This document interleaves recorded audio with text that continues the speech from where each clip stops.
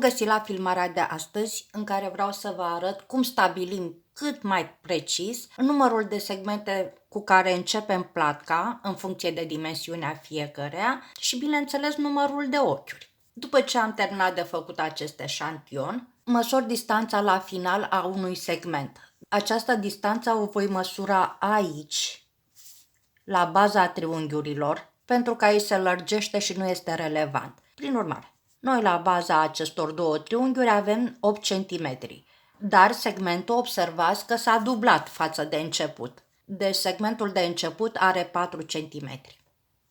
Dacă nu aveți răbdare să faceți acest eșantion sau vă grăbiți, puteți să faceți un alt eșantion cu modelul de bază al rochiei, adică acesta. Acesta este un segment, iar aici, la două segmente consecutive, modelul este aici. Măsor această parte, deci de aici până aici.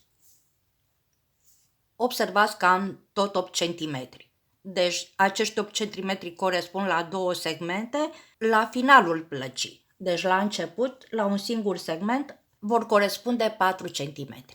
Fie că faceți acest eșantion, fie că faceți un eșantion cu modelul de bază, pe 10 sau 20 de ochiuri, mai precis pe 20 de ochiuri, dar dacă totuși vă grăbiți, faceți pe 10 ochiuri plus ochiurile de margine, deci 12 ochiuri. Și faceți așa vreo 10 rânduri. Și apoi măsurați între ochiurile de margine, deci fără acestea. Și vă dați seama cu aproximații cam cât are un segment al dumneavoastră, adică 10 ochiuri. Acest model de bază o să-l arăt în filmarea următoare, când trecem să facem mânecile, fața și spatele. Deci partea de după platcă.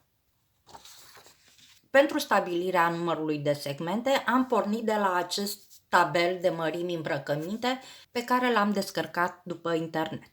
Vedeți, în acest tabel sunt cuprinse mărimile așa cum se dau internațional, adică de la XXS, S, M, L și așa mai departe până la 5XL. În următoarele rubrici ne sunt arătate mărimile din Statele Unite, din Europa și din Marea Britanie. Deci eu am luat în considerație doar această coloană. Și pentru această coloană ni se dau dimensiunile pentru bust, talie și șold în centimetri sau în inci. Pe noi ne interesează dimensiunile în centimetri. Și mai precis dimensiunea de la bust. La această rochie Cristina nu sunt relevante dimensiunile din talie sau șold. Acesta este tabelul în care am calculat numărul de segmente pentru rochia Cristina.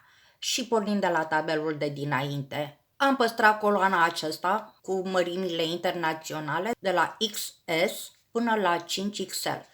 Și am lăsat și mărimea din Europa. Mai folosim, sau magazinele din România mai folosesc încă aceste mărimi. Și aici am notat circumferința bustului pentru fiecare mărime în parte. Însă, mie îmi trebuia și mărimea pentru mânecă. În general, mâneca reprezintă un sfert din circumferința bustului. Așa că am împărțit această valoare la 4, adică un sfert, și am obținut o anumită valoare pe care am aproximat-o. Deci pentru mărimea S, spre exemplu, la o circumferință a bustului de 92 de centimetri, am o circumferință a mânecii de 23 de centimetri. Pentru mărimea L, care corespunde rochiei pe care am lucrat-o în tutorial, avem circumferința bustului 102 cm și a mânecii 26 de cm. Și așa până la 5XL. Aici, la mărimea la care vă încadrați pentru bust, puteți să măsurați circumferința brațului dumneavoastră și să faceți calculul exact pentru mâna dumneavoastră. În coloana 3 am împărțit valoarea de la coloana 1 la lungimea segmentului nostru, adică acei 4 cm, cum am măsurat eu pe rochia Cristina. Aici vreau să fac o paranteză, și anume că lungimea segmentului diferă de la un fir la altul, de la un număr de andrele la altul, de la modul fiecăreia de lucru, mai strâns sau mai larg. Deci, de aceea este important să faceți acel eșantion pe care să măsurați lungimea segmentului. Noi am măsurat și am văzut că lungimea unui segment este de 4 cm. Acum, revin la tabel. Am împărțit valoarea de la circumferința bustului la 4, adică la lungimea unui segment. și am aproximat valorile pentru fiecare mărime. Aici am trecut numărul de segmente pe care l-am făcut la răscroiala mânecii. Deci în cazul meu la mărimea L și XL am făcut o răscroială de jumătate de segment pentru față și jumătate de segment pentru spate. Atunci când unesc fața cu spatele, rezultă un segment întreg. La coloana 5 am luat circumferința mânecii în centimetri de la coloana 2 și am împărțit-o la lungimea unui segment.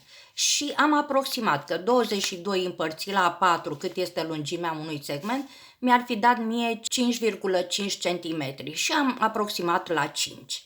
Dar modelul de la platca noastră dublează numărul de segmente de început. Deci dacă la sfârșit am 5 segmente pentru o mânecă, înseamnă că la început trebuie să am 2 segmente și jumătate.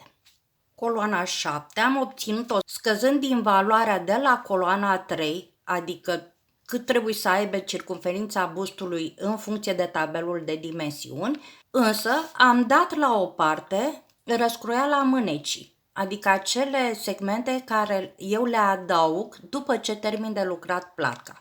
Și aici unde adaug jumătate de segment într-o parte și jumătate într-alta, la răscroială am un segment întreg. Fiind 2 mâneci, am valoarea aceasta de la răscroială de 2 ori. Deci din totalul numărului de segmente din coloana 3, scad de 2 ori răscroiala. Asta ce înseamnă? Că la 23 am scăzut 2, pentru că la răscroială aici am 1 și mi-au dat 21 de segmente. Aici unde am un număr mai mare de segmente la răscroială, adică 2 segmente, din valoarea aceasta, din numărul acesta de segmente de la coloana 3, am scăzut de 2 ori această valoare. Deci 28 minus 4 îmi dă 24 de segmente. Și așa pentru fiecare dimensiune în parte. Acum, această valoare, acest număr de segmente reprezintă fața și spatele împreună la finalul plăcii. Deci când am terminat de lucrat platca, după ce s-au dublat numărul de segmente. Deci ca să știu cu ce număr de segmente încep, trebuie să împart această valoare de pe coloana 7 la 2 și obțin numărul de segmente pentru față și spate la începutul plăcii, la începutul lucrului. Atenție, doar pentru față și spate, dar aici trebuie să mai adaug și numărul de segmente de la mânecă de la începutul plăcii. Deci dacă la început aveam 2,5 cm, aici trebuie să mai adaug de 2 ori această valoare. Aici, la coloana 9, la valoarea totală a segmentelor pentru față și spate, trebuie să mai adaug de 2 ori numărul de segmente al mânecii la începutul lucrului. Deci adun coloana 8, coloana 6 de 2 ori și obțin valorile acestea. Aici am făcut detaliat unde trebuie să punem markerele pentru față, spate și mâneci la începutul plăcii și la sfârșitul plăcii. Aceste valori sunt segmente. În această coloană, dacă facem suma segmentelor stabilite pentru față, spate și mâneci, obținem un număr. Acel număr trebuie înmulțit cu 6, pentru că fiecare segment al nostru, așa cum ne arată schema, începe cu 6 ochiuri. Deci, în cazul acesta, la rochia lucrată, în tutorial, am 18 segmente care înmulțit cu 6 ne dau acele 108 ochiuri de pornire, la care se adaugă și ochiurile de margine, unul într-o parte și unul în cealaltă.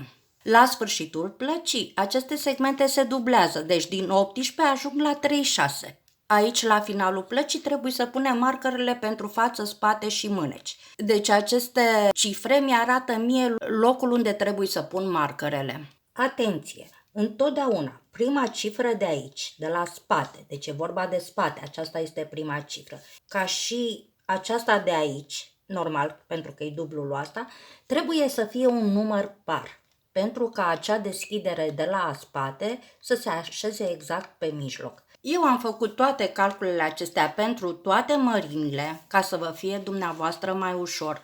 Aici observați că am făcut niște corecturi, dar o să vă las în descriere linkul de la care puteți să descărcați acest tabel, care bineînțeles că va fi corectat. Și veți avea o orientare, zic eu, cât mai bună pentru a începe platca de la rochia Cristina.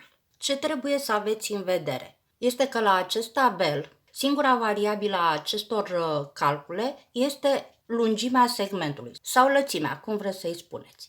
De aceea este neapărat necesar să faceți la început acel eșantion de început. Fie că îl faceți pe un eșantion al plăcii, fie că îl faceți pe modelul de bază al rochiei. Acum, dacă vi se par aceste calcule prea complicate, eu v-am lăsat aici orientativ, în coloana 10, ce număr de segmente trebuie să aveți în vedere la pornire. Aici nu trebuie decât să faceți totalul acestor segmente și să înmulțiți cu 6 numărul de pornire al unui segment, la care veți adăuga și cele două ochiuri de margine.